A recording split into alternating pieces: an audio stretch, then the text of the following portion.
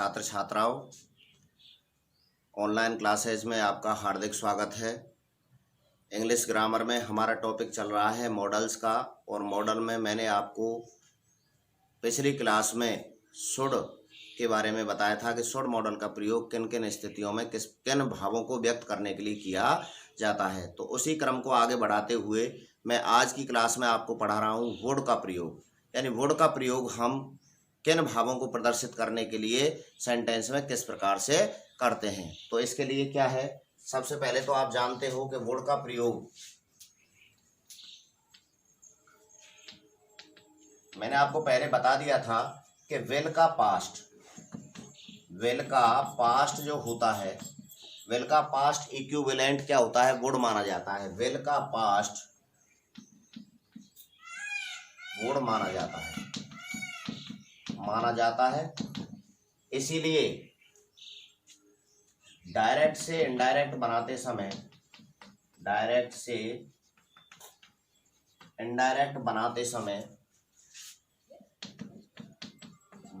समय आरएस के वाक्य में आए हुए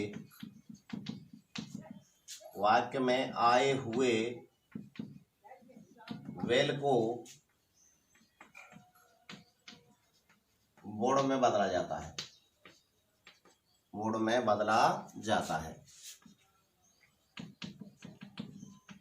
पहली बात तो ये हुई कि विल का पास्ट जो होता है वो हमारा वुड होता है। इसीलिए हम जब डायरेक्ट से इनडायरेक्ट बनाते हैं तो वहां पर विल को किस में बदलते हैं, वुड में बदलते हैं। जैसे ही said I will buy this computer, he said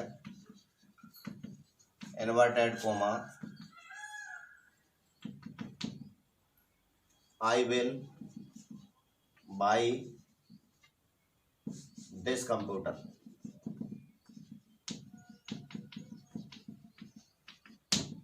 अब यहां पर देखिए, अब आप ये कहोगे कि साहब आपने आई के साथ विल का प्रयोग किया है, तो यहां पर ये मॉडल का कार्य कर रहा है। मैंने आपको बता दिया था कि आई के साथ यदि विल आ जाए तो वहां पर वह इंटेंशन, इरादे को व्यक्त करता है। किसको व्यक्त करता है? इरादे को व्यक्त करता है, या डिटर्मिनेशन, दृढ़ संकल्प को व्यक्त करता है। तो इसलिए यहाँ पर आई के साथ विल का प्रयोग हुआ है। तो इसका मतलब यहाँ विल मॉडल का कार्य कर रहा है कि I will buy this computer, and मेरा इरादा क्या है, इस कंप्यूटर को खरीदने का है। नहीं, वैसे अगर सिंपल फ्यूचर को व्यक्त करना होता तो आई के साथ क्या आता, यहाँ सेल आता। He said I sell by this computer, उसने मुझसे कहा कि मैं इस कंप्यूटर को खरीदूंगा। अब आपकी समझ में आ गया होगा कि आई के साथ विल का प्रयोग क्यों हुआ है। अब यहाँ पर जब हम इसको इनडायरेक्ट में बदलते हैं तो क्या आएगा बच्चों, he said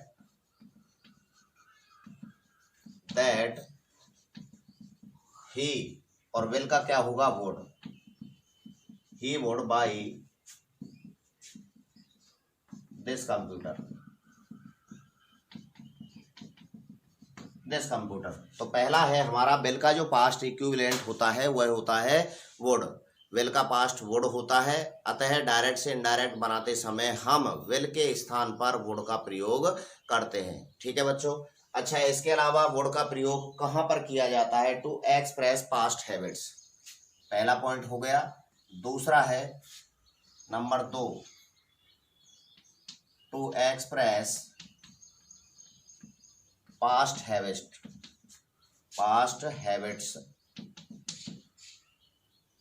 to express past habits का मतलब क्या है? पुरानी आदतों को बताने के लिए, जो पिछली आदतें थी, यानी जो भूतकाल में जो आदतें थी लेकिन अब नहीं है, उन आदतों को व्यक्त करने के लिए वुड का प्रयोग किया जाता है। पुरानी आदतों को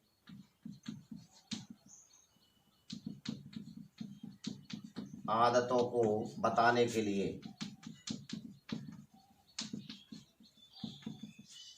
वुड का प्रयोग किया जाता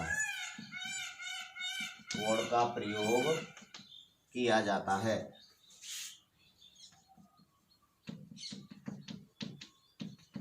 यानी जो पुरानी आदतें थी, भूतकाल में जो आदत थी, उनको स्पष्ट करने के लिए वुड का प्रयोग करते हैं। जैसे when I was a child,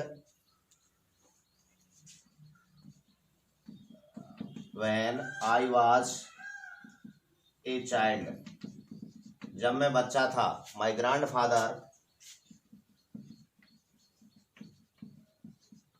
my grandfather would tell me stories. जब मैं बच्चा था तो मेरे जो दादाजी थे वो मुझे कहानियाँ सुनाया करते थे। ठीक है, पुरानी आदत थी, यानी जब मैं बच्चा था तो मुझे मेरे दादाजी कहानियाँ सुनाया करते थे। तो पास्ट हैबिट्स को बताने के लिए, पुरानी आदतों को बताने के लिए किसका प्रयोग किया जाता है? वुड का प्रयोग किया जाता है। टू एक्सप्रेस डिटर्मिनेशन, दृढ़ निश्चय को बताने के लिए भी करते हैं। टू पॉलिट्रोकेस्ट, अगला है वुड का प्रयोग कहाँ करते हैं? पॉलिट्रोकेस्ट।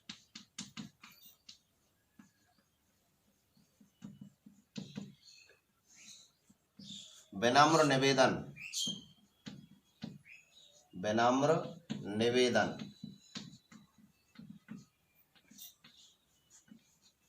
का भाव व्यक्त करने के लिए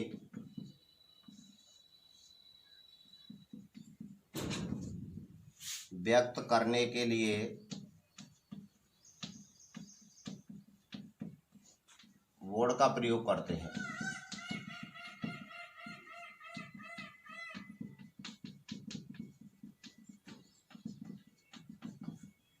हैं। जैसे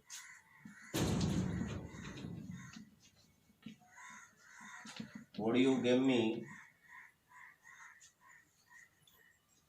a pen, कृपया करके क्या आप मुझे अपना पेन दोगे?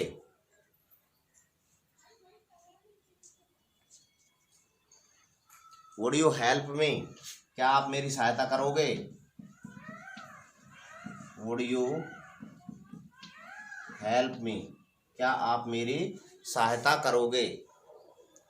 अच्छा, बात क्या हुई इसमें? ध्यान देने योग्य जो बात थी बच्चों वो क्या है कि वुड का प्रयोग पॉलिट्रोकेस्ट बताने के लिए किया जाता है। और मैंने आपको बताया था कुड का प्रयोग भी कभी कभी हम पॉलिट्रोकेस्ट के लिए कर सकते हैं। लेकिन बात क्या थी कि यदि इसमें देखने को मिला कि मैंने आपको दो एग्जाम्पल दिए, would you give me a pen, क्या तुम मुझे एक पेन दोगे, तो विनम्र अनुरोध किया है। दूसरा है वुड यू हेल्प मी, क्या आप मेरी सहायता करोगे। दोनों ही वाक्य कैसे हैं? हमारे इंटरोगेटिव हैं, यानी प्रश्नवाचक वाक्य आता है और उसमें यदि विनम्र अनुरोध किया गया है, किसी से कोई चीज़ मांगी गई हो, तो वहाँ पर हम वुड का प्रयोग करते हैं। अगला है अपना कि वुड का प्रयोग और कहाँ होता है, कहाँ किया जाता है, तो इसमें इसी क्रम में आगे है to express wish, offer, invitation, शुभकामना। किसके लिए? शुभकामना, आमंत्रण या निमंत्रण।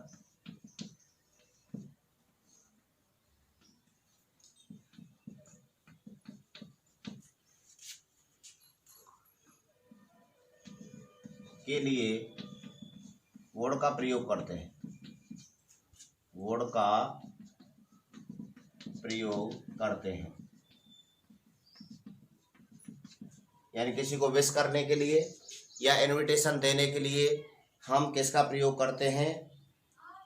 वुड का प्रयोग करते हैं। I would like to say something, इच्छा व्यक्त करने के लिए। I would like to say something,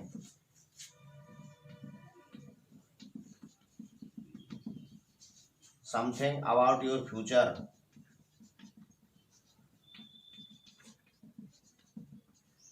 मैं तुम्हारे भविष्य के बारे में कुछ कहना चाहूँगा, यानी मेरी ये इच्छा है कि मैं तुम्हारे भविष्य के बारे में कुछ चर्चा करूँ या तुम्हारे भविष्य के बारे में कुछ कहूँ। जैसे I would like to invite you on the stage, I would like to invite you on the stage, on the stage. तो क्या हुआ? I would like to invite you, I would like to invite you, मैं तुम्हें बुलाना चाहूँगा, तुम्हें बुलाना पसंद करूँगा। किस पर? मंच पर। मैं तुम्हें मंच पर बुलाना पसंद करूँगा। तो इनविटेशन देने के लिए, आमंत्रण देने के लिए किसका प्रयोग किया जाता है? वुड का प्रयोग किया जाता है। इसके अलावा और भी हैं, जैसे अनरियल कंडीशन, जो मैंने कंडीशनल जो सेंटेंस कराए थे उसमें आपको बताया था, या आपने नोट कर लिया हो तो मैं इसको यहाँ से हटा देता हूँ। अगला है, मैंने आपको बताया था कि भाई कंडीशनल सेंटेंस में कौन से कंडीशनल सेंटेंस आपको तीन प्रकार के बताए थे, प्रोबेबल, या ओपन कंडीशन, खुली या संभावित शर्त थी। दूसरी थी इम्प्रोबेबल या इम्पॉसिबल कंडीशन, तो उसमें भी मैंने आपको बताया था। तो उस जो सेकंड नंबर की जो कंडीशनल सेंटेंस थे हमारे, दूसरे नंबर के मैंने जो आपको बताए थे कि इम्प्रोबेबल या इम्पॉसिबल कंडीशन, उसमें हम किसका प्रयोग करते हैं बच्चों? मैंने आपको बताया था कि इस प्रकार के वाक्यों में यदि पास्ट टेंस आया हो पहले सेंटेंस में, तो दूसरे में हम क्या करते हैं? दूसरे में वुड या शुड के साथ मेन वर्ब की फर्स्ट फॉर्म का प्रयोग करते थे। तो उसी में अनरियल यानी अवास्तविक, यानी जो वास्तव से, जिसका वास्तविकता से कोई लेना देना नहीं है, टू एक्सप्रेस अनरियल कंडीशंस। अगला है टू एक्सप्रेस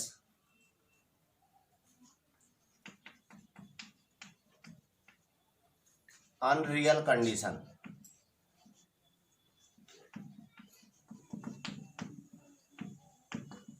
अनरियल कंडीशन से तात्पर्य आप समझ गए होंगे अवास्तविक कथन, अवास्तविक स्थिति, अवास्तविक स्थिति को दर्शाने के लिए, स्थिति को दर्शाने के लिए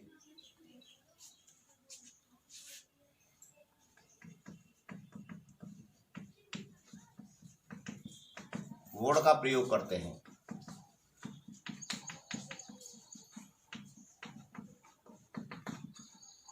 अवास्तविक स्थिति को दर्शाने के लिए अवास्तविक कंडीशन, यानी मैंने वही कंडीशनल शर्त वाली जो बात थी मैं उसको बता रहा था अभी आपको, कि उस स्थिति में हम वुड का प्रयोग करते हैं। जैसे if I were A bird, if I were A bird, I would fly all over the sky, all over the sky. अब यहां पर देखिए if I were A bird कैसी है? अवास्तविक स्थिति है। यदि मैं एक पक्षी होता, अब मैं क्या है, मैं कोई पक्षी थोड़े ही हूं। तो if I were A bird, यदि मैं एक पक्षी होता, I would fly all over the sky, तो मैं पूरे आसमान में उड़ता। अवास्तविक कंडीशन को व्यक्त करने के लिए हम किसका प्रयोग करते हैं? वुड का प्रयोग करते हैं। तो अवास्तविकता है यहाँ साफ दिखाई दे रही है कि if I were A bird, यदि मैं एक पक्षी होता तो मैं क्या करता? पूरे आसमान में उड़ता। और भी है, जैसे और एग्जांपल दूं मैं आपको, if I were A prime minister, if I were A prime minister, I would visit all the world. क्या कंडीशन है? अनरियल कंडीशन है। If I were A prime minister, यदि मैं एक प्रधानमंत्री होता तो I would visit all the world, तो मैं पूरे संसार का भ्रमण करता। तो क्या है? वास्तविक स्थिति से बहुत परे है, अर्थात अवास्तविक स्थिति को व्यक्त करने के लिए हम वुड का प्रयोग करते हैं। इसके अलावा और वुड का प्रयोग क्या कहाँ किया जाता है? स्ट्रॉन्ग डिजायर को व्यक्त करने के लिए। किसको बच्चों?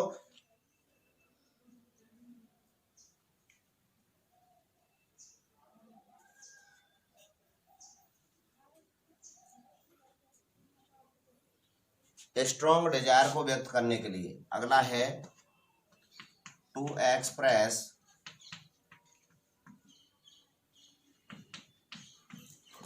स्ट्रॉन्ग डिजायर,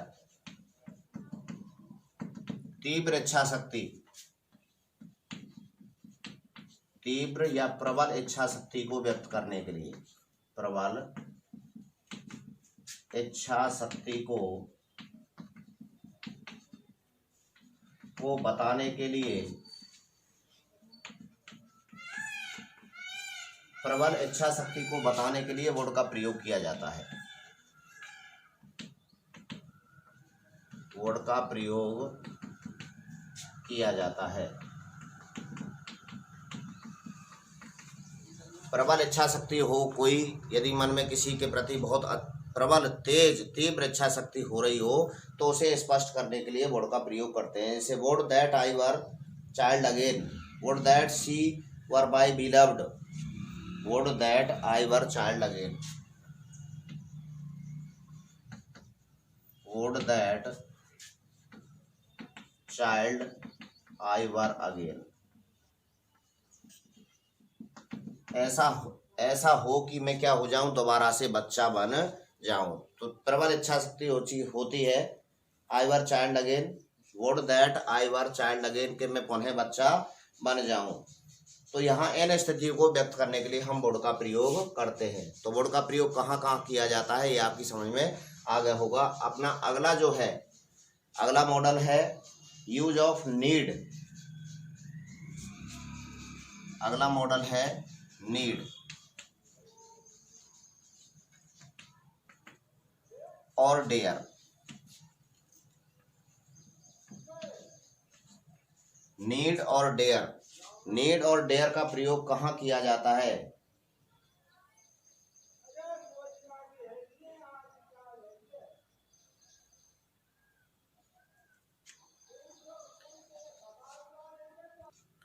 हाँ बच्चों, सबसे पहले बात यह है कि इनका प्रयोग मॉडल वर्ब के रूप में, इनका प्रयोग मॉडल वर्ब के रूप में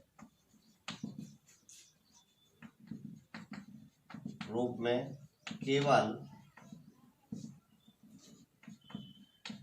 नेगेटिव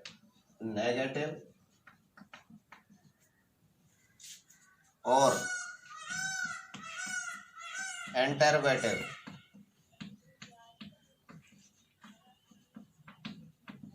नेगेटिव और इंटरोगेटिव अर्थात नकारात्मक और प्रश्नवाचक, अर्थात नकारात्मक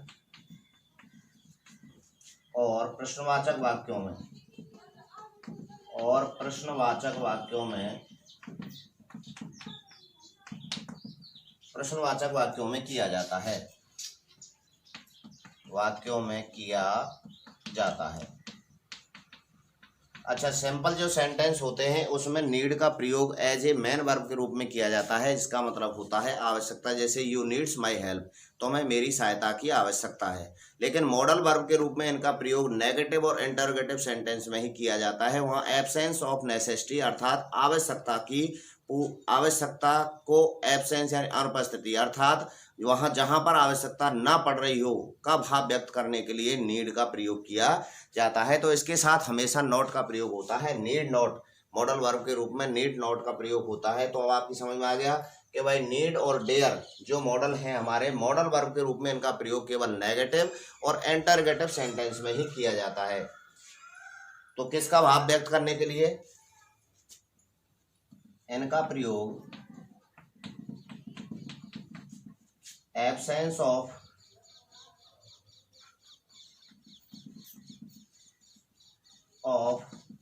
नेसेसिटी,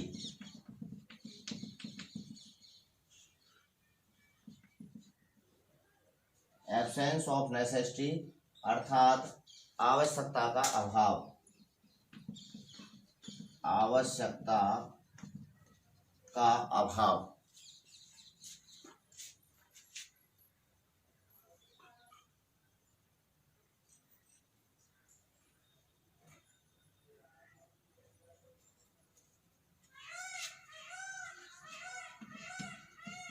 अभाव का भाव व्यक्त करने के लिए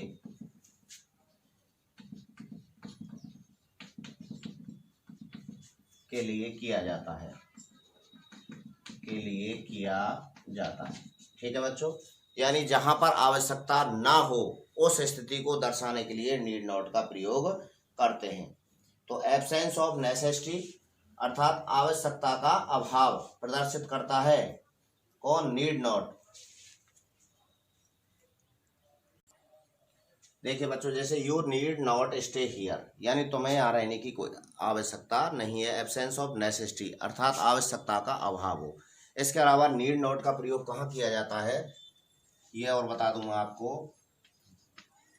ये आपको स्पष्ट हो गया कि नीड के साथ नॉट आता है। ये नेगेटिव और इंटरोगेटिव सेंटेंस में ही इनका प्रयोग किया जाता है। नीड नॉट का प्रयोग यदि कोई कार्य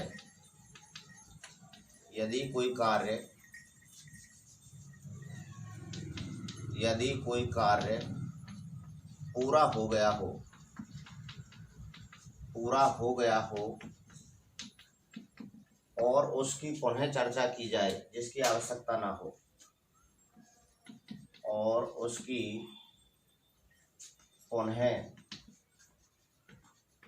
चर्चा की जाए या उसके बारे में दोबारा से बताया जाए, चर्चा की जाए जिसकी आवश्यकता नहीं है,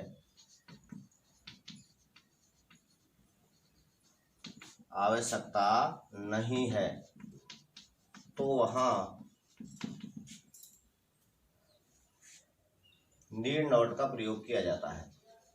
नीड नॉट का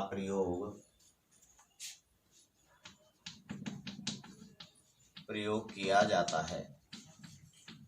जैसे मान लीजिए उदाहरण के तौर पे,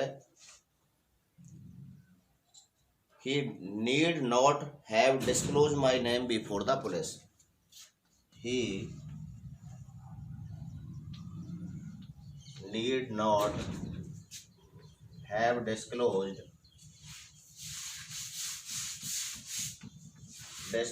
my name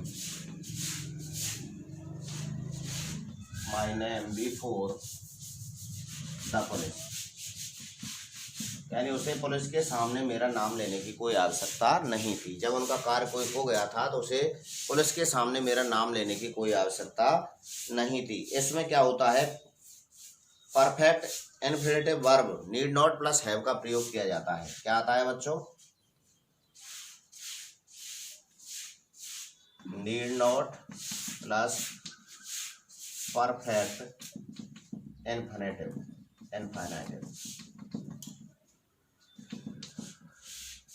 का प्रयोग होता है।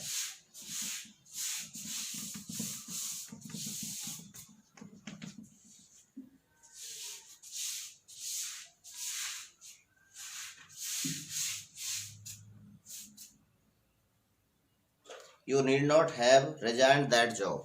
और देखिए, you need not have resigned that job. उसे उस कार्य से रिजाइन देने की कोई आवश्यकता नहीं थी।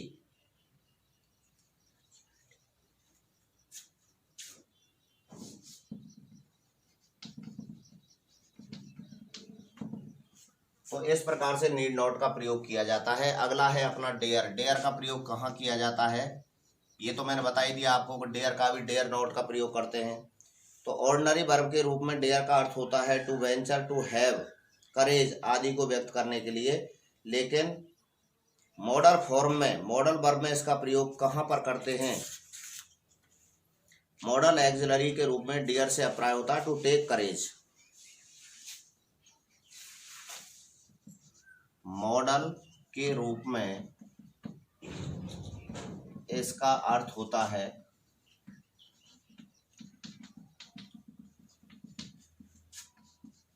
टू टेक करेज, अर्थात साहस पैदा करना, साहस पैदा करना। ठीक है बच्चों, क्या होता है मॉडल वर्ब के रूप में टू टेक करेज के रूप में इसका प्रयोग होता है। डेयर का प्रयोग नेगेटिव और इंटरोगेटिव सेंटेंस फॉर्म में होता है, ये मैं आपको पहले बता चुका हूं। इसके साथ टू लगाने की आवश्यकता नहीं पड़ती है। और इसका प्रयोग कहाँ होता है? डेयर का चुनौती के लिए। चुनौती का अर्थ प्रकट करने के लिए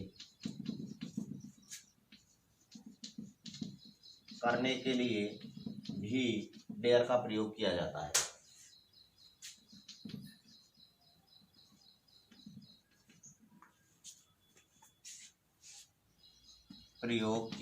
है। जैसे एग्जाम्पल के तौर पे,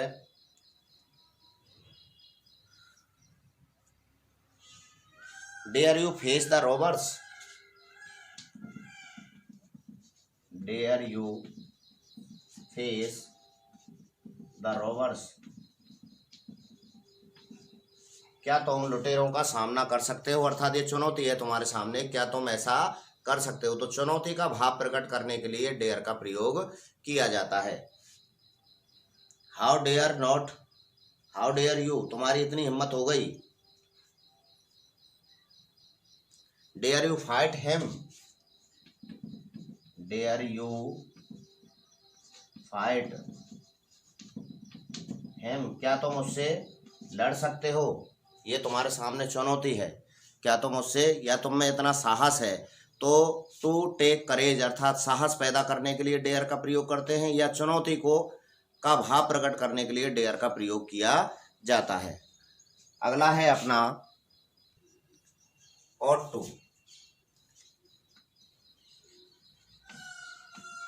ऑट टू का प्रयोग, ऑट टू का प्रयोग कहाँ किया जाता है। तो सबसे पहला है टू एक्सप्रेस मॉरल रेस्पॉन्सिबिलिटी, नैतिक दायित्व बताने के लिए, नैतिक दायित्व बताने के लिए।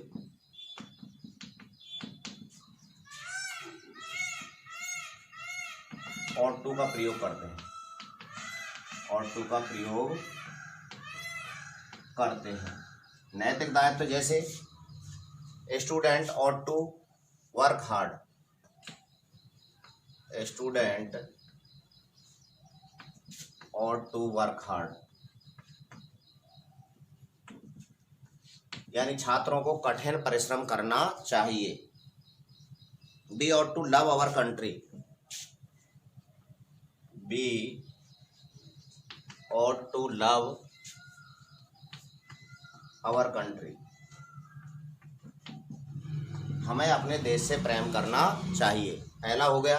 और टू में दूसरा है to express advice, to express advice अर्थात सलाह व्यक्त करने के लिए, सलाह व्यक्त करने के लिए ऑट टू का प्रयोग किया जाता है, ऑट टू का प्रयोग किया जाता है। जैसे you ought to consult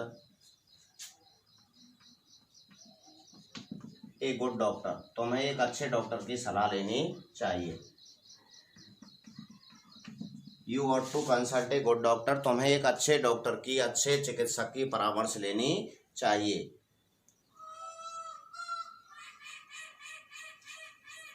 you ought to serve your country honesty, you ought to serve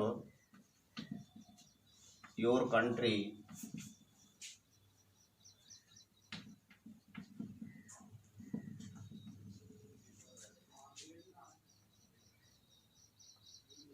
with honesty,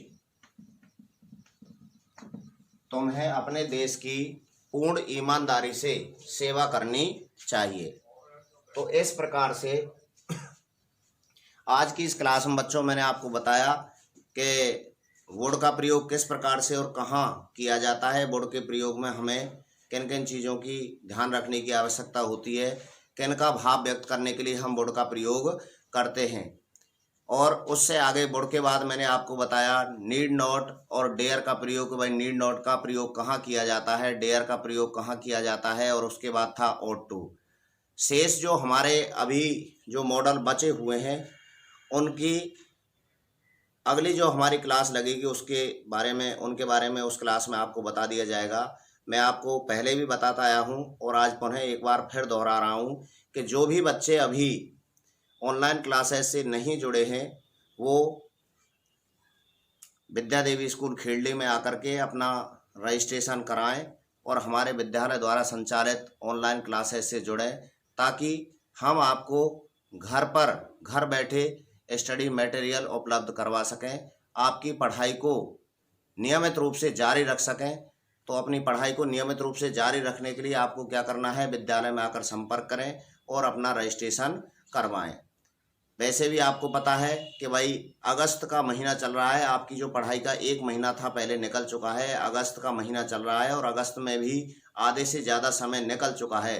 तो ऐसी स्थिति में हमें सबसे पहले क्या करना है कि अपनी पढ़ाई को, जो हम पहले काफ़ी दिनों से बंद पड़ी हुई है, उसको सुचारू रूप से चालू करने के लिए विद्यालय की ऑनलाइन क्लासेस से जुड़ें, विद्यालय में आकर संपर्क करें, अपना रजिस्ट्रेशन कराएं और अपनी पढ़ाई को नियमित रूप से जारी रखें। धन्यवाद।